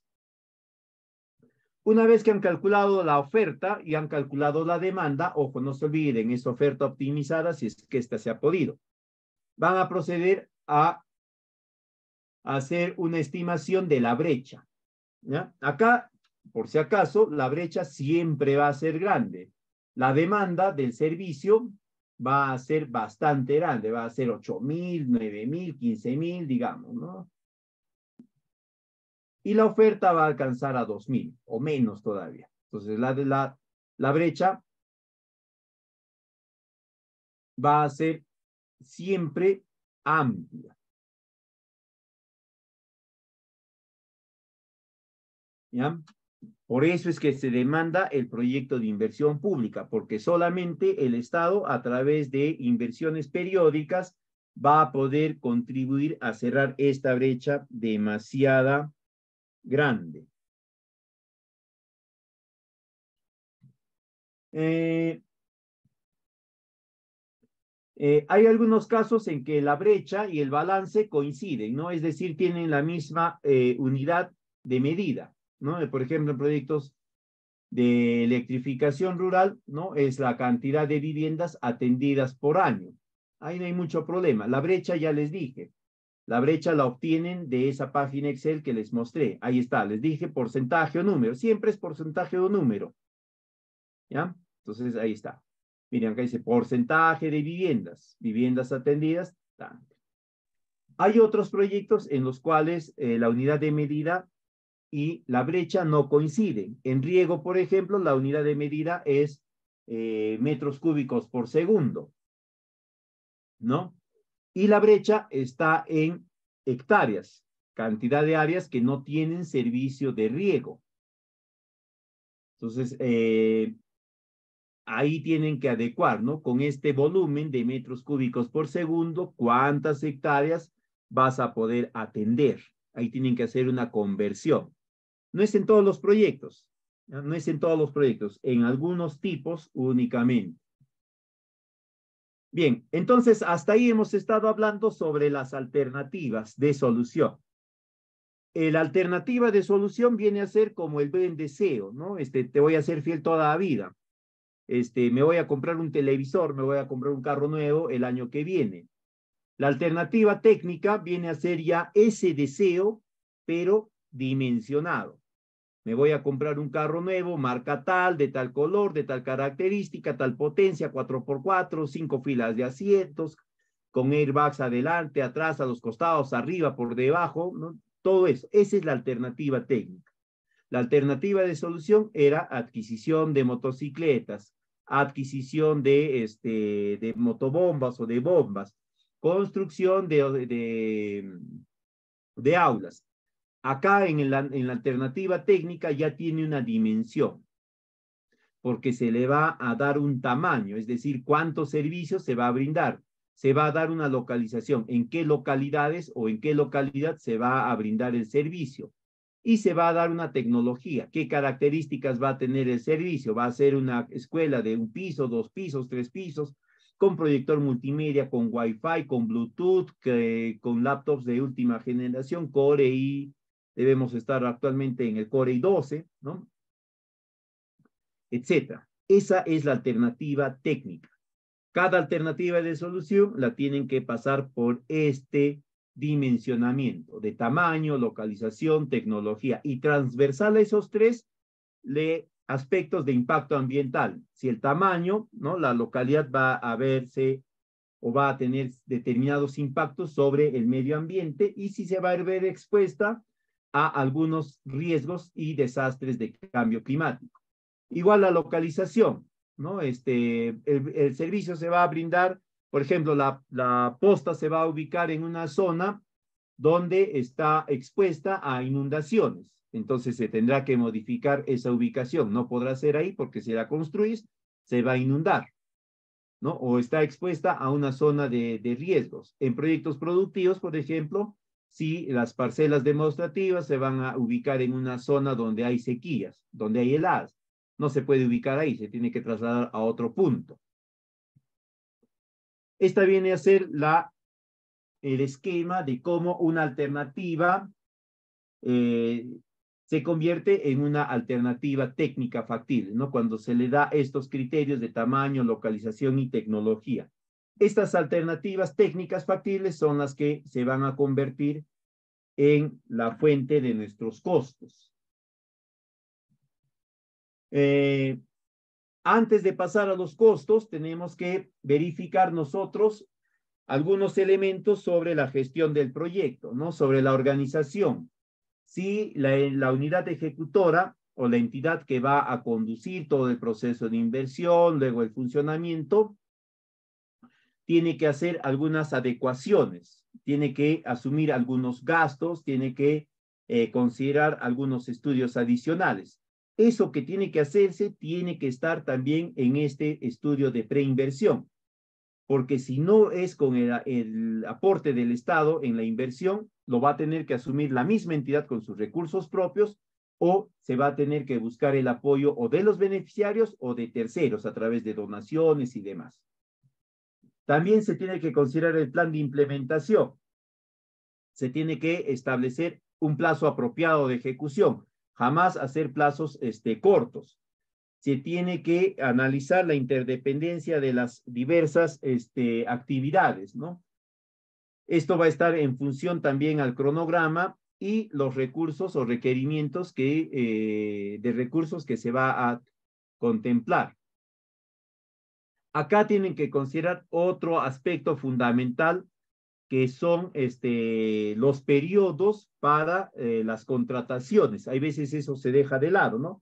Por ejemplo, la contratación de un proyecto de saneamiento del contratista para la ejecución de la obra toma un tiempo, un mes, si es más compleja, mes y medio, 2 meses y medio, dependiendo del procedimiento de selección.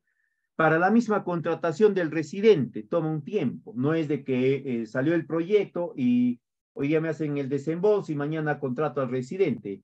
Se tiene que hacer una convocatoria de selección y se tiene que definir quién va a ser el residente. Todo eso se tiene que establecer claramente, qué periodos de tiempo toma, quiénes van a ser los responsables, y esto te va a permitir definir si se va a requerir algún costo. En algunos proyectos se tiene que contemplar también, ¿no? Algunos gastos, eso lo vamos a ver en unos instantes.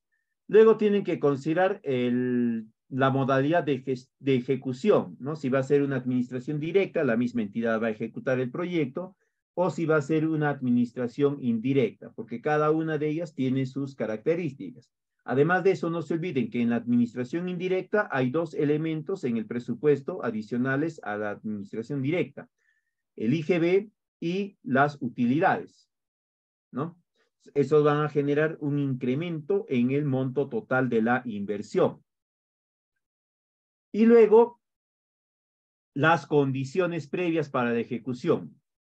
Hay una gran cantidad de proyectos que pasan toda la etapa de ficha, toda la etapa de expediente técnico, pero en la ejecución se ven imposibilitados de iniciarse, de continuar o de culminarse. Por diversos aspectos que van desde el saneamiento físico-legal, alguna factibilidad de servicios básicos, agua, desagüe, electricidad, algunos parámetros urbanísticos, permisos y autorizaciones, por ejemplo, opiniones favorables, autorizaciones de DIGESA, habilitaciones, certificaciones y demás. Todo eso también tiene que ser parte del presupuesto del proyecto. Y es en esta fase de formulación y evaluación que tienen ustedes que considerarlo. Hay algunos proyectos como los proyectos de reforestación, como los proyectos productivos, los proyectos de seguridad alimentaria, ¿no? Donde se tiene que considerar además líneas de base y líneas de cierre, que no forman parte de los costos directos y tienen que considerarlos ustedes también en este aspecto. Sobre la fase de funcionamiento. En la fase de funcionamiento, ¿no? Ustedes tienen que identificar quién va a ser el operador de esta infraestructura, de este servicio. Va a ser la misma entidad, la van a trasladar por sesión a otra entidad. En saneamiento, por ejemplo, se traslada en sesión a las JASES, ¿no? En otros casos no. Ahí tienen que definir. Si también tienen que ver que la encargada de esta administración, de esta gestión, tenga que estar adecuada. Si es de la misma entidad, tiene que tener todas las competencias dentro de la entidad para poder hacerlo. Y esto tienen que revisar en su MOF, en su ROF y todo lo demás. Si es otro, ¿no? Tienen que ver que tenga su plan de operación y mantenimiento, su plan de actividades o su POA. Y finalmente, las condiciones previas para el inicio de operación. Una vez concluida el proyecto, es decir, ejecutada la construcción, siempre se tienen que considerar algunas unas pruebas de puesta en marcha, ¿no? Para ver si todo funciona. Eso a veces tiene algún costo y también se puede considerar. ¿Qué más acá? Se tiene que tener en cuenta siempre la gestión integral de riesgos en ejecución y funcionamiento, ¿no? sobre todo si estos van a afectar directamente a la unidad productora de servicios o a la población, o a quien va a hacerse cargo, mejor dicho, de la operación y funcionamiento. Tienen que definir ustedes ahí qué tipo de riesgo, la descripción del riesgo, la ocurrencia, el impacto y demás, ¿no? Algo similar a lo que vimos acá en la ficha. Acá, ¿no? Este es del diagnóstico, pero el funcionamiento está también acá.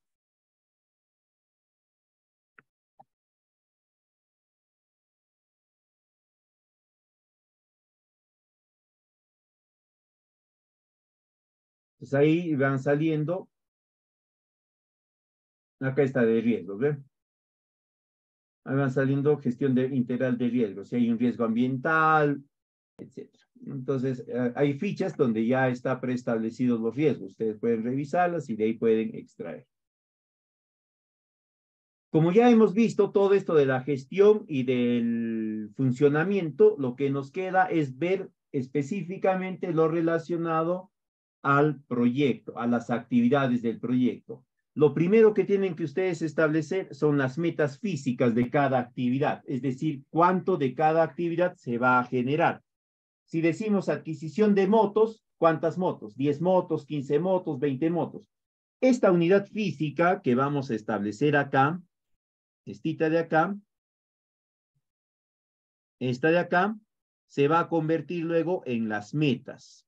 Y esto vamos a utilizarlo cuando hablemos de los costos ya. Me estaba olvidando. En el esquema les van a pedir unidad física, que viene a ser la unidad y la cantidad física de cada acción o de cada activo, terreno, maquinaria, vehículos, materiales, etcétera, y dimensión física. La dimensión física solamente se aplica para terrenos e infraestructura, nada más. Para el resto no se aplica. Acá están los mismos factores de producción que habíamos visto en el diagnóstico, ¿no? Por eso les decía, presten atención, porque esto mismo que vamos a diagnosticar en la unidad productora es lo que luego vamos a pedir, ¿no? O parte de lo que vamos a pedir en el proyecto. Una vez estimado las cantidades o las metas físicas, procedemos a estimar los costos totales, ¿no? Además de los costos de inversión, los gastos directos relacionados a cada una de las actividades, a las acciones que hemos planteado, compra de vehículos, contratación de especialistas, compra de materiales, construcción, etcétera, tienen que considerar ustedes costos de elaboración del expediente técnico, elaboración de estudios complementarios, ambientales, de riesgos, de seguridad y salud en el trabajo. Los montos de ejecución de obras, considerando también todos los elementos necesarios para la ejecución total, es decir, licencias, permisos, autorizaciones, refrendos y todo lo demás. Los costos para la continuidad del servicio durante la fase de ejecución, lo que les decía, ¿no? Si hay un equipo que tiene que ser reemplazado al año 7, se considera en este punto, para que en el año 7 del funcionamiento se vuelva a comprar, se vuelva a adquirir. Luego están las adquisiciones de terrenos, equipos, mobiliarios, gastos directos, contratación de servicios diversos, todo lo relacionado a la dirección técnica, residencia, supervisión, ¿no? Ahí también en algunos casos asistentes técnicos o asistentes y demás. Algunas pruebas o algunas evaluaciones de calidad durante la ejecución. Luego todos los gastos relacionados a la liquidación, gastos vinculados a gestión del proyecto, ¿no? Lo que ya hemos visto. Y por último, líneas de estudios de línea de base, perdón. En algunos también consideran estudios de línea de cierre, ¿no? Sobre todo en algunos proyectos sociales. Eso ya va a depender de la elaboración. Sobre este aspecto, acá hay una recomendación bastante importante, ¿ya? Se recomienda que en costos directos, ¿ya? Que en costos directos estén al menos entre el 80 y 90% del total del presupuesto del proyecto, ¿ya? Entre el 80 y el 90%. de preferencia que esté lo más cercano posible al 90%. Y de ahí el 10% restante se puede distribuir entre los costos indirectos, ¿no? Si es que hay gastos generales, además de utilidad de IGB, y otros costos. Se puede dividir ahí 5-5, 5% para costos indirectos, 5% para otros costos. Pero siempre la recomendación es que traten de aproximarse lo más posible a que el 90% del presupuesto del proyecto esté orientado a los costos directos. Esa es una recomendación.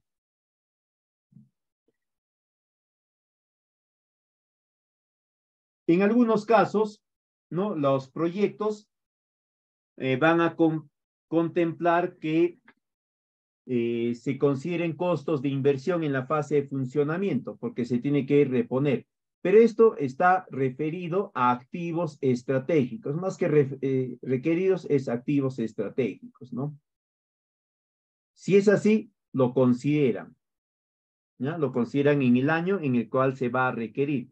Esto es fundamental para que sea el Estado quien haga el desembolso en ese periodo de tiempo para que se pueda adquirir ese activo estratégico y se continúe con la prestación del servicio.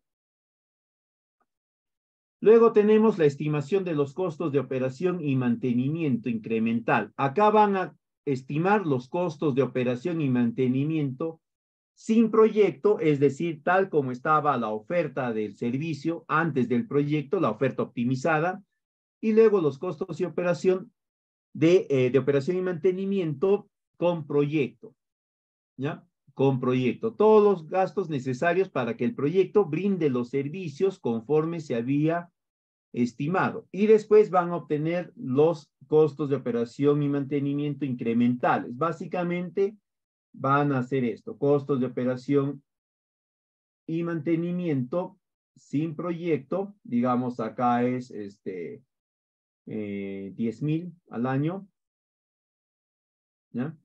Y acá tienen los costos de operación y mantenimiento con proyecto, y acá va a ser, digamos, si acá era 10,000, acá le vamos a poner 40,000. Siempre es mayor con el proyecto, ¿ah? La diferencia va a ser 30,000. Este costo de operación y mantenimiento va a pasar a ser utilizado en el cálculo de los flujos incrementales para determinar los indicadores de rentabilidad. Generalmente en la situación con proyecto hay mayores costos de operación y mantenimiento, ¿no? Porque se ha generado una serie de activos denominados estratégicos, algunos de ellos que requieren atención sí o sí para que puedan alcanzar el periodo de funcionamiento, los 10, 20 años. Por eso es que son mayores. Siempre van a ser mayores, en otras palabras. No va a haber una situación en la cual los costos de operación y mantenimiento sin proyecto y con proyecto sean iguales o peor, que sea menor con proyecto. Esto es lo que les mencioné, ¿no? Se calculan los costos incrementales, ¿no? Restando la situación sin proyecto menos la situación con proyecto. Para ir acabando, la evaluación. Siempre va a ser una evaluación social, ¿ya? Siempre va a ser una evaluación social. Por eso es que se van a utilizar las tasas de descuento social, ¿no? Las tasas de corrección. Hay que tener en cuenta que hay una cadena de valor del proyecto, ¿no? Que está orientado más al impacto social. Lo que decían hace rato, ¿no? Lo que hablábamos hace instantes, cuando hablábamos del diagnóstico, ¿no? Cómo el proyecto va a contribuir a la reducción de la vulnerabilidad, de la pobreza, de la exclusión, etc. ¿no? Ustedes tienen que determinar cuáles son estos beneficios directos e indirectos que va a obtenerse del proyecto. No todos los beneficios son directos, ¿ya? Hay algunos beneficios indirectos, por ejemplo, menos tiempo en traslado de agua, ¿no? En el caso de saneamiento, con conexiones domiciliarias. Para calcular los beneficios sociales, los beneficios directos generados por el propio proyecto, liberación de tiempo, liberación de recursos, ahorros en tiempo, mayores consumos del bien, mejores accesos a mercados, mayores rendimientos, mejores utilidades, son los beneficios directos. En los beneficios indirectos, ¿no? Son aquellos que están relacionados, o provienen de otros mercados, de otros contextos, pero están relacionados con el bien o el servicio. En saneamiento, por ejemplo, un beneficio indirecto siempre es la reducción de ocurrencia de enfermedades gastrointestinales, ¿no? Porque ya están tomando agua potable y por lo tanto hay menos casos de infecciones, de parasitismos y temas así. Como hay menos infección o hay menos recurrencia de estas enfermedades, la familia va a gastar menos en esa atención, ya no gastará pues 5 soles en la antalgina o en la medicina que corresponda, ¿no? Luego también van a ver si hay externalidades positivas y si hay algunos efectos intangibles.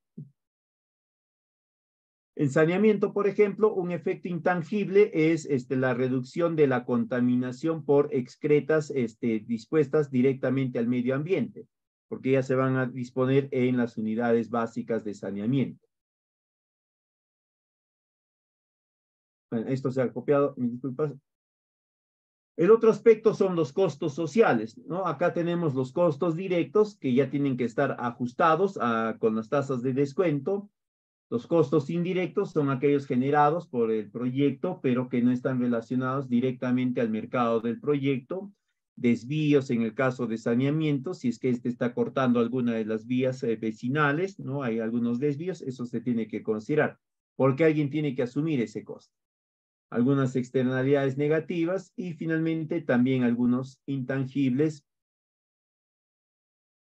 Bien, sobre los precios sociales, ¿no? Estos han tenido una adecuación en el año 2021. Hay una nota técnica para cómo se deben emplear. Si bien es cierto, las tasas de descuento social se mantienen, ¿no? La tasa de descuento social en el corto plazo se está manteniendo en 8, ya en el largo plazo de 21 a más años está variando desde 5.5% hasta 1%. Eso se utiliza para carreteras principales, para represas, centrales hidroeléctricas y temas así, ¿no? Inversiones que van a tener una durabilidad superior a los 20 años. También tenemos las tasas sociales de descuento de la divisa, del combustible, del fallecimiento prematuro, del carbono y de la mano de obra, ¿no? Acá está la tasa de descuento social o el precio social de la mano de obra para Lima Metropolitana, el resto de la costa, Sierra y Selva, dependiendo si la calificación es mano de obra calificada, semicalificada o no calificada. Todos los profesionales estamos dentro del segmento de mano de obra calificada. ¿Cómo se obtienen los costos entonces de los proyectos? Se multiplica al costo a precio de mercado por el factor de corrección que le corresponde, ¿no? Si el factor, si es mano de obra, multiplicamos el monto, digamos, nos ha salido 100,000 soles. ¿Ya? Y vamos a decir que estamos en la sierra y es mano de obra no calificada o semicalificada. Lo multiplicamos por 0.60 y nos resulta en 60,000 soles. Este es el costo social. Este es el costo de mercado o precio de mercado, también como se dice, este es el factor de corrección. Así nada más van multiplicando ustedes cada costo que han obtenido por el respectivo monto de ajuste, ¿no? Este precio social de la divisa se aplica para todos los bienes que se van a importar de manera específica para el proyecto. Un equipo de resonancia magnética 4D, 5D, que no está presente comúnmente en el mercado, ¿no? Se puede considerar como un insumo que va a corregirse en su precio por la tasa social de la divisa. Acá están algunos precios sociales de bienes exportables, cómo se calcula, y el precio social del combustible. En relación a los indicadores de rentabilidad, vamos a encontrar dos metodologías acá. Esto siempre es rentabilidad social. Acá vamos a encontrar la metodología costo-beneficio y las metodologías del análisis costo-eficiencia, costo-eficacia o costo-efectividad. Este primero se va a utilizar para proyectos productivos, para proyectos de riego tecnificado, principalmente. Todos los demás tipos de proyectos se utilizan el análisis costo-eficiencia, costo-eficacia o costo-efectividad. Uno de los más frecuentes es el análisis costo-eficacia, es decir, el número de atenciones o el número de prestaciones del servicio por una determinada unidad de atenciones, o puede ser también por el número de beneficiarios, áreas atendidas, áreas vinculadas, lo que fuese. Referente a la metodología de evaluación costo-beneficio, ¿no? Se calcula el BAN neto social y la tasa interna de retornos sociales. Son los mismos modelos de la tasa de descuento. Van a disculpar ahí, la imagen está errada. Ya lo voy a corregir para pasarles la forma apropiada. Pero ajustadas ya con sus tasas de descuento social, ¿no? Por eso se llaman tasa interna de retorno social y BAN social. Eso es cuando se calcula a través de la metodología costo-beneficio, donde están los proyectos de riego y tecnificado y los proyectos productivos. Para todo lo demás, lo que se utiliza son las los indicadores de costo, eficiencia, eficacia y efectividad. Acá hay algunos modelos, ¿no? Para proyectos de salud se utilizan indicadores de eficiencia o de efectividad, lo mismo que para proyectos de educación, aguas residuales, residuos sólidos. Para este tipo de proyectos, ¿no? Se trabaja con el ratio costo-eficacia, en el cual se va a trabajar con el VAX, el valor actual de los costos sociales, que ahí se obtiene. En la práctica, el VAX viene a ser el BAN de los costos, ¿no? Es decir, de los costos directos. ¿Ya? De todos los costos directos que hemos calculado, le sacamos su BAN y ese BAN lo dividimos entre la sumatoria del indicador de eficiencia. Por ejemplo, el indicador de eficiencia en un proyecto de educación, ¿cuál será? Será el número de estudiantes, por ejemplo. El año 1 serán 1000 estudiantes, el año 2 serán otros 1000, el año 3 otros 1000, etc. Entonces sumamos todo y tenemos que la sumatoria del indicador de eficiencia de 10 años va a ser 10.000. Lo que van a hacer ustedes es calcular el valor actual neto de los costos sociales y lo van a dividir en este ejemplo entre 10.000. Y lo que van a tener es el cuánto de dinero se está invirtiendo por educar a cada uno de los alumnos en esos 10 años. Digamos, el costo de inversión es 10 millones. Entre 10.000 será 1.000 soles. 1.000 soles de inversión por alumno, ¿no? Para atender su educación. En algunos casos no es muy frecuente la alternativa de solución o las alternativas de solución tienen dos periodos de ejecución distintos, ¿no? Una abarca 15 años, la otra 12 años.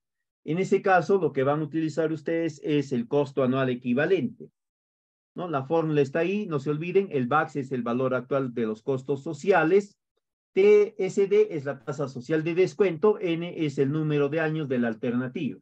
Si la alternativa 1 es 10 años, N será 10 años. Si la alternativa 2 es 15 años, N será entonces 15 años. Luego van a estimar ustedes si hay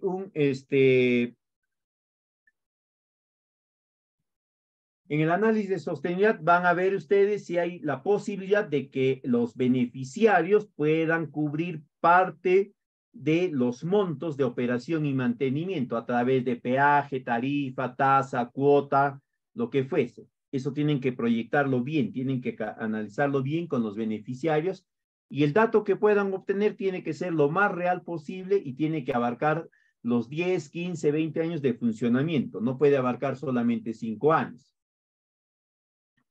A partir de eso, ustedes van a considerar este monto como el monto que va a cubrir parte de los costos de operación y mantenimiento. Finalmente van a obtener la conclusión y recomendación. No se olviden acá algo fundamental, ¿ya? para que el proyecto tenga mayor posibilidad de ser viable, tienen que orientarlo a contribuir una brecha. Las brechas ya les indiqué dónde está. 1, tiene que contribuir una brecha. 2, tiene que poder beneficiar a la mayor cantidad posible de beneficiarios. ¿Ya? ¿Por qué? Porque este número de beneficiarios al final les va a incidir directamente en el indicador de eficacia que habíamos visto. Una cosa es que beneficia a 1,000 alumnos por año el colegio, ¿no? 10,000 al año, a que beneficia a 1,500. Son 15,000. Si el monto de inversión va a ser el mismo, 10 millones entre 10,000 nos sale 10,000, también creo 1,000, ¿no? 1,000. Pero 10 millones entre 15,000 ya nos sale algo menos. Siempre traten de incorporar a la mayor cantidad posible de beneficiarios sin que ello afecte la calidad del servicio. Y por último, el otro factor fundamental es la sostenibilidad. Ustedes tienen que establecer un esquema que garantice que el proyecto va a funcionar muy bien los 10, 15, 20 años de funcionamiento, cumpliendo todo lo que han planteado. Asistencia técnica, capacitación, pasantía, visita, todo eso en proyectos de saneamiento que le brinde agua potable de calidad 20 horas al día a 500 personas todos los días del año, ¿no? El año 1, 2, 3, 10, 20, etc. En educación, que se brinde servicio de educación a 1,500 estudiantes, ¿no? El año 1, el año 2, el año 3, si se puede, a más, ¿no? 1,800, 2,000, 2,200 y así. Pero va a depender de ustedes. Ahí tienen que explicar cuál es el arreglo institucional que están haciendo, si la entidad va a aportar algo, si hay aporte de algunos convenios, de algunos donantes, si los usuarios van a asumir parte de los costos de operación. Es fundamental y les va a dar mayor probabilidad de viabilidad si los beneficiarios asumen parte de la operación y mantenimiento, si ellos van a cubrir a través de cuota, tasa, peaje, lo que fuese. ¿Ya? Bien, sería todo de mi parte en esta oportunidad. Conjuntamente con la PPT les voy a compartir esta guía, ¿no? Ustedes también la pueden descargar de InvierteP. Si hubiese alguna consulta de parte de ustedes, quedo atento a poderla absolver. Ahí en pantalla está mi número de WhatsApp. Cualquier consulta me la pueden hacer a ese número. Un favor, si hacen las consultas, me hacen recordar a los 2 días así, porque mi celular está fallando un poco y se está formateando solo y se me pierden todos los mensajes.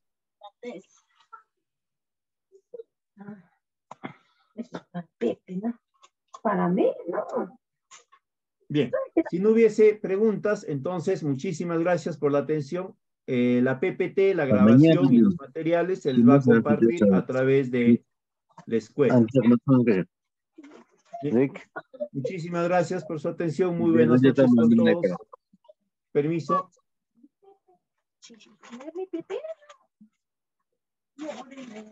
Afuera.